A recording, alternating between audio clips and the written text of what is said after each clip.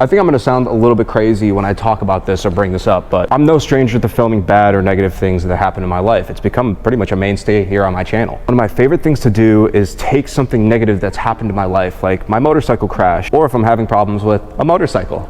I love making content with it. I don't want to create this idealistic image of my life because that's not what it is. I'm a real person and I do this on my own. I have absolutely no reason or want to create this mystique around me or who I am. And so it's no secret, I've talked about it in the past. I spent this entire summer not in a great mood, selfishly, but that's what it was. I wasted my entire summer worrying about things that I couldn't control or had no reason worrying about. And since, you know, we're still recovering from the motorcycle crash, broken foot and all, unfortunately broken bones take a little bit to heal. I've been going back and editing old videos that I never got a chance to edit because I was either too busy with school or too busy riding. Whatever the case, I'm now going back and rewatching footage from this summer. And I'm encountering a lot of issues in which I'm rewatching a lot of these videos, and the speech and the language that I use in these videos is sad. And without realizing it in the moment, I think I quite literally spoke my accident into existence. Crazy. I'm not trying to sound all philosophical and astrological, like I don't think that's how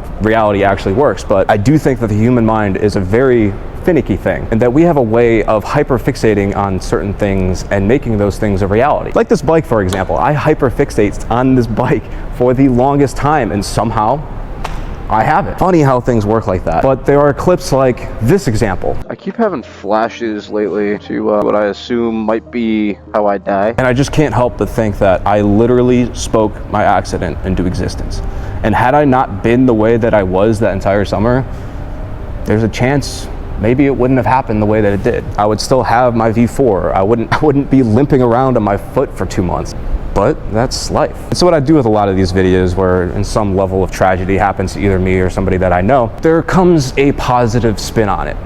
And with this, it's a little bit difficult to try to pinpoint an exact solution here, other than just don't be sad, which obviously everybody says as a joke. Obviously, I think most people joke when they talk about things like that, but it is true. I think there's a lesson in a way of how you treat yourself or talk to yourself. Times can be hard, and being depressed is something. It's definitely something. But I think even through those days, those very extremely hard days, you can be a little bit easier on yourself. I know for a fact I could have been easier on myself. For every single motorcyclist out there, I just want you guys to realize that this hobby is not an expression of your depression. That kind of rhymed.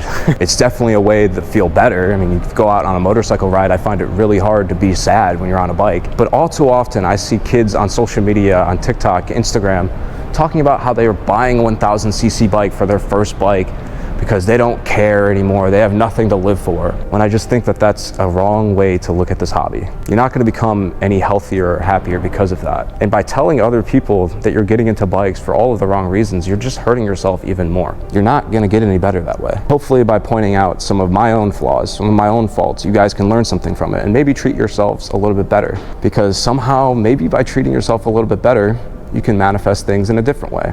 Things can get better, only if you're willing to look for it. Life is one big series of you only get what you go looking for. And if you go looking for negativity, you're gonna find it. But through patience and positivity, I really think anything's possible. If this H2 isn't a prime example of that, I don't know what is. If this bike, this H2 and my crash aren't stark contrasts of how this is related and possible, then I don't know what is. You can go looking for something positive or end your own story looking for something negative. Your life doesn't have to be a tragedy. And with that, go pop a wheelie or something. Hope you guys enjoyed today's little talk. I just wanted to express this because it's something that I noticed editing my own videos. I'm gonna continue to edit those older videos and post stuff that you guys have never seen before. And I'm sure that you guys are going to point out a lot of these faults. I just hope that you guys know that going forward, I recognize that. And that's not how I feel going forward. Anyway, I hope you guys are having a good one. I'll talk to you in the next one.